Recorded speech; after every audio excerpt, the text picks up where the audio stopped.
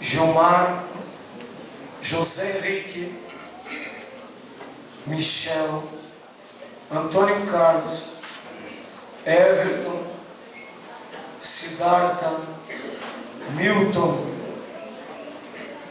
Quer receber por teu marido e viver com ele segundo os mandamentos de Deus, no santo estado do matrimônio.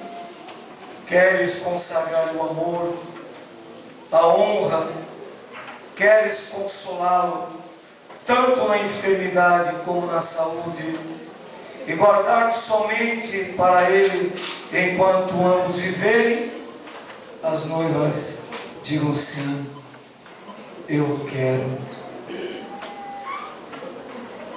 Os noivos Gilmar, José, Michel, Antônio, Everton, Siddhartha, Milton, quer receber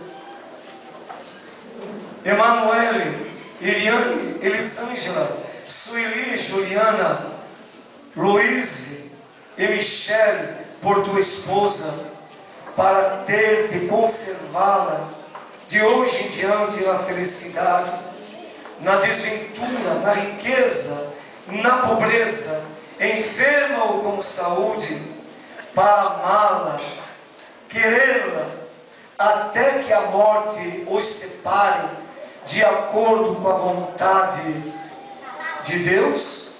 Amém? Segure na mão direita dela, filho. Isso, segure na mão direita dela e olhe bem dentro dos olhos dele. Emanuele, Eliane, Elisângela, Sueli, Juliana, Luíse e Michele, e diga assim para eles. Fale o nome dele agora e diga o nome dele.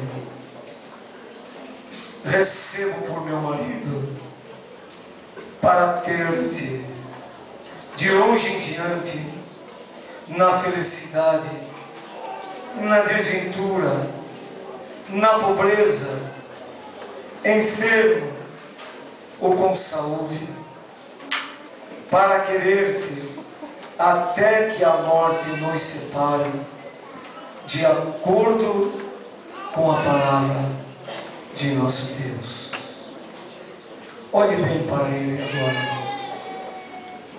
Senhor, eu te peço neste momento que com essas palavras que teu servo e tua serva juro um diante do outro, Deus os abençoa nesta cerimônia que estão praticando diante de ti. Um já disse ao outro, Pai, as responsabilidades do casamento, até que a morte os separe.